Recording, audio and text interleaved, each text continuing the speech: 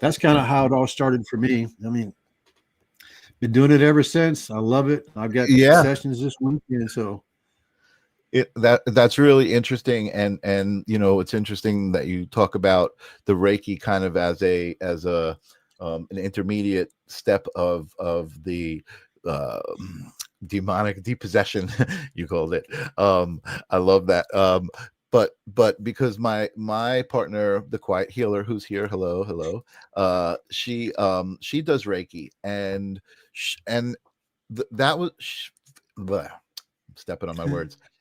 It was the first time that I met somebody who does Reiki combined with mediumship. She's also a medium, and she explained to me that that was kind of the way that the messages would come through. She would get the person relaxed enough to the point where she could then energetically, get the messages, right? So energetically, she was working on them physically, exactly.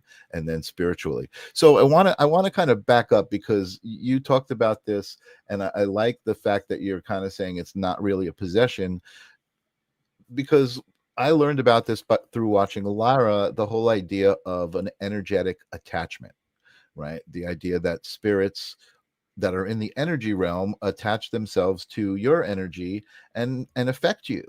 And Absolutely. and that's exactly what you're talking about. So I just kind of wanted to break it down for people who may not have gotten that that's what we're talking about. And I also like the story because I had never heard that before, a near-death experience with that very specific recollection of putting your hands in the well, and this energy, this description of like cooking, right? Water, like these particles, kind of confetti, you said. Putting your hands in, and then being given a choice, and then boom, you're alive again.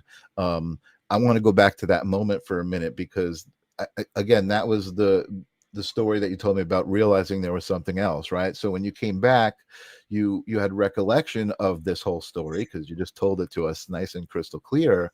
But what else happened? Like, so, or was it what was happening after that? You said you came back and you felt different. So now Yeah.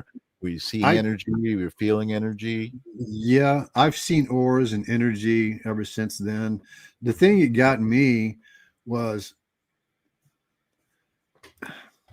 talking back to what I'm hearing going on right here. I'm not schizophrenic or nothing like that.